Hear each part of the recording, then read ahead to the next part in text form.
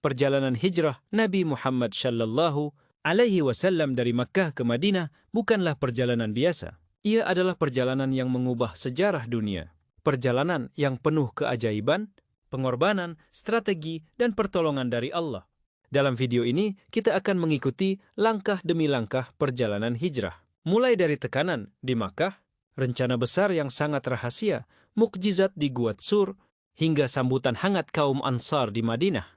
Inilah kisah lengkap hijrah Nabi Muhammad SAW.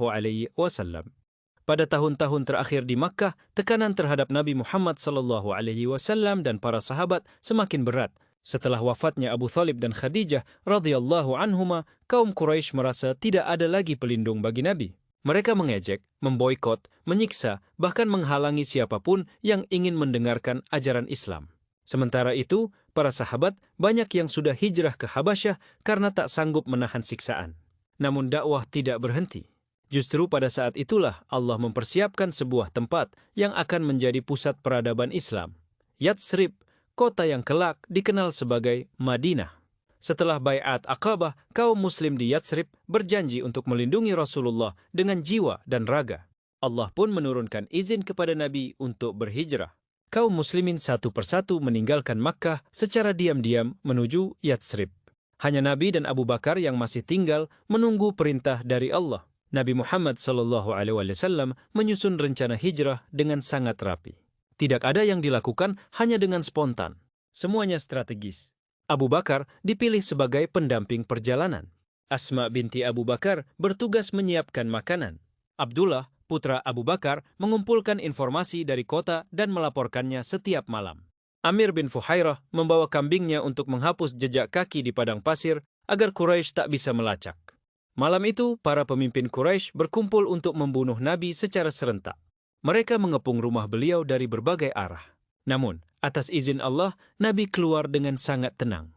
Beliau menaburkan debu sambil membaca ayat dari surah Yasin dan para pengepung tidak melihat beliau pergi.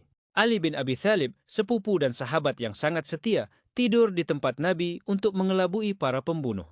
Sebuah pengorbanan besar dari seorang pemuda mulia. Nabi dan Abu Bakar tidak langsung menuju Madinah. Mereka berjalan ke arah selatan menuju Gua Tsur, arah yang berlawanan untuk mengelabui musuh. Selama 3 hari mereka bersembunyi di sana. Quraisy mengirim pasukan muda terbaik untuk mengejar Nabi. Jejak kaki terlihat hingga mendekati pintu gua. Abu Bakar berkata khawatir, "Wahai Rasulullah, jika salah satu dari mereka menundukkan kepala, mereka pasti melihat kita." Nabi menjawab dengan penuh keteguhan, "La tahzan, innallaha ma'ana." Janganlah bersedih, sesungguhnya Allah bersama kita. Allah melindungi keduanya dengan cara yang luar biasa. Di pintu gua terdapat sarang laba-laba dan sarang burung. Ketika pasukan Quraisy melihat itu, mereka berkata, "Mustahil ada orang masuk ke sini. Jaringnya saja tidak rusak." Padahal 2 hamba terbaik Allah berada tepat di balik kegelapan gua itu. Pertolongan Allah begitu dekat.